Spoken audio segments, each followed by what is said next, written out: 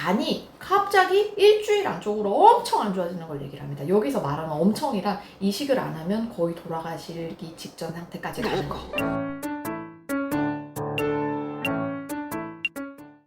네, 여러분 안녕하세요. 오랜만에 랜선 진료실 시간으로 찾아뵙게 됐습니다.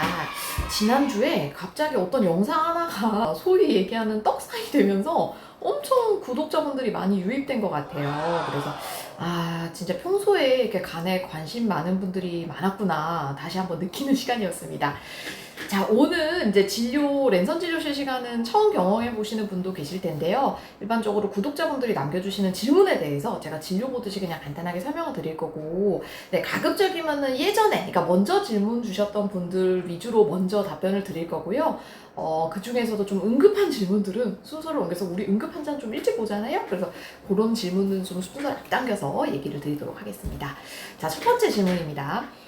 이분이 이제 병원에 다녀오셨는데 담당 선생님께서 간이 많이 안 좋아서 이식 권유, 그리고 이제 대학병원 가보라고 얘기를 하셨던 것 같아요. 그래서 간 이식 절차가 이제 어떻게 되느냐. 우리 보통 간 이식은 이제 생체 간 이식이랑 사체 간 이식으로 나눠지고, 생체 간 이식은 일반적으로는 혈연 관계가 문서상으로 증명이 된 사람까지는 되고요. 혈연 관계가 아니더라도 이 사람과 뭐 장기적으로 어떤 관계를 맺었다, 몇십 년째 교회에서 동료로 일하고 있다, 이런 분들의 경우에는 서류라든지 증거 자료를 제출하면은 간혹 허가가 되는 경우도 있습니다. 그래서 내가 간을 주겠다고 무조건 되는 게 아니라 이 다 국가 기관에서 승인을 해줘야 이식을 할 수가 있고요.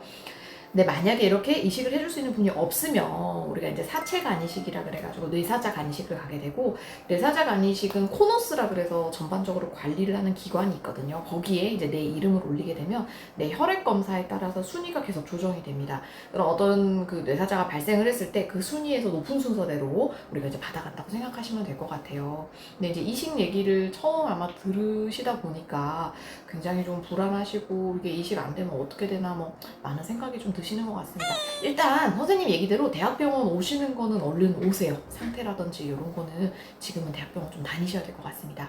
두 번째, 정현님께서 올리셨는데 어머니가 간경화 진단을 받으셨고, 이제 특별히 원인이 없는 간경화 가끔 있어요. 보통 술 많이 드시거나 뭐 비형 간염 있거나 아니면 뭐 지방간 이런 분들이 있는데 원인 없는 간경화 분명히 있습니다. 그런 케이스에 해당이 되고요. 근데 근육이 이제 너무 빠져서 집에서 스태퍼 운동 같은 거를 하려고 봤는데 복수가 찬 간경화 환자는 운동을 하면 안 된다고 얘기를 들었다. 운동 어디까지 허용되냐 물어보셨습니다. 복수가 찬 간경화 환자는요, 일반적으로 지금 스테퍼는 조금 과할 수 있어요. 스테퍼 이게 다리 밟는 거잖아요. 무산소가 조금 과한 거라서 요거는 조금 힘드실 것 같고, 가벼운 산책 정도로 저는 좀 권유를 드리고 싶고요. 만약에 이제 복수가 없어지고 간 기능이 조금 회복되면은 거기다가 살짝 무산소를 첨가를 해도 좋은데, 생각보다 스테퍼가 쉽지 않거든요. 특히 어르신들 경우에는. 그래서 무산소를 하더라도 조금 더 강도를 낮추는 게 좋을 것 같습니다. 근육이 떨어지는 근감소증에는 물론 운동도 중요하지만 드시는 거 정말 중요해요. 단백질 잘 드실 수 있도록 여러 번 하루에 나눠서 드시도록 좀 챙겨주시면 좋겠습니다. 세 번째 분은 이제 제가 우리 최종기 교수님이랑 한번 그 시간을 올렸는데, 그 최종기 교수님이 얘기해 주셨던 것 중에 하나가 전격성 간염을 올려주셨어요. 전격성 간염은 뭐냐면 간이 갑자기 일주일 안쪽으로 엄청 안 좋아지는 걸 얘기를 합니다. 여기서 말하는 엄청이라 이식을 안 하면 거의 돌아가시기 직전 상태까지 가는 거. 그러니까 원래 우리가 간이 안 좋던 만성 간질환 환자분들이 악화가 되는 걸 얘기를 하는 게 아니라, 기저에 간이 전혀 문제가 없던 분이 모종의 이유로, 그때 최종기 교수님 얘기해 주신 분은 뭔가 잘못 드시고 우리가 독성 간염이었는데, 이런 식으로 갑자기 간이 안 좋아지는 거. 그래서 전격성 간염의 경우에는 우리가 이식에서도 순위가 굉장히 올라가게 돼요. 그래서 원래 만성 간질환이 있어서 악화된 분보다는 전격성 간염이 있는 분들이 이식에서 순위가 높아집니다. 이건 어쩔 수가 없어요. 의학적으로 더 위중해서 그렇고요.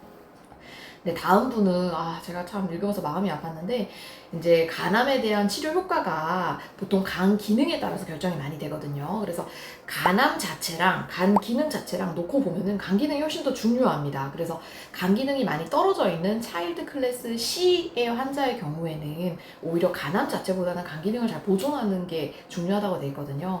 근데 이제 지금 서울에서 부산을 오가면서 아마 치료를 받고 계신 것 같은데 어떻게 하실 거냐 한번 물어보신 것 같고요.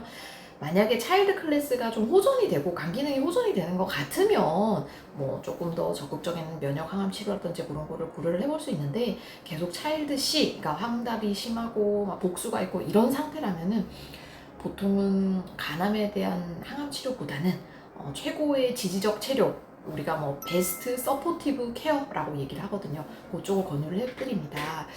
그럼 뭔가 치료를 손을 놓는가라고 생각하시기 쉬운데 손을 놓는 건 아니고요. 강경화 환자분들은 그 복수 조절해드리고 붓는 거 해결하지 않게 하고 정맥류 같은 게 발생하면 그때그때 맞춰서 치료하고 식사 조금 더 드실 수 있게 하고 이런 지지적 치료가 더 중요할 수 있어요. 네, 다음 환자분께서 전문적인 거 물어보셨어요. 이거 어디서 들으셨어요?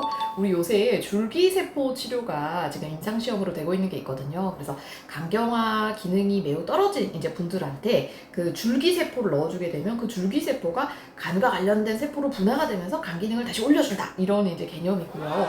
실제 저희 병원에서도 임상시험을 하고 있습니다. 근데 임상시험에 참여했던 분들 결과 보면 아직까지는 결과는 좋으신 것 같고요.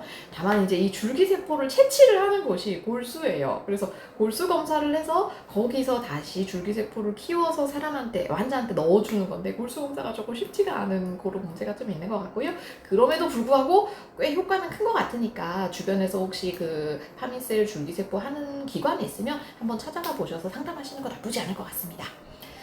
네, 다음에 미나님께서 피검사에서 강경변 의심 검사 항목이 어떤 게 있는지 궁금합니다 라고 물어보셨고요.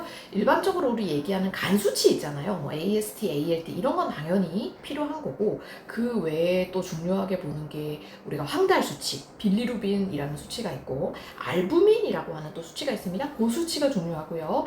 그 다음에 이런 일반 화학 검사 말고 다른 쪽에서 검사 항목 중요한 거 한 3가지 정도 꼽아보면 첫 번째는 혈소판 수치. 보통 강경화가 발생하면 혈소판이 싹 떨어지게 되는 경우가 많습니다. 그래서 그 혈소판 수치. 두 번째는 혈액 응고 수치. 우리 보통 그 혈액 응고 인자를 간에서 만들게 되거든요. 그래서 뭐 PT라든지 뭐 APTT 이런 수치가 또 중요하고 마지막으로는 콩팥 기능이 이 강경화 환자들의 위중도에 되게 중요한 역할을 합니다. 그래서 크레아티닌 이 정도 수치가 중요할 것 같아요. 결론적으로 강경화 검사 항목에는 어떤 게 있냐? 앞서 얘기 드린 AST, ALT, 빌리루빈, 알부민이 기본적이고 그 외에 혈소판 수치, 그 다음에 혈액 응고 수치, 콩팥 수치 이 정도 생각하시면 됩니다.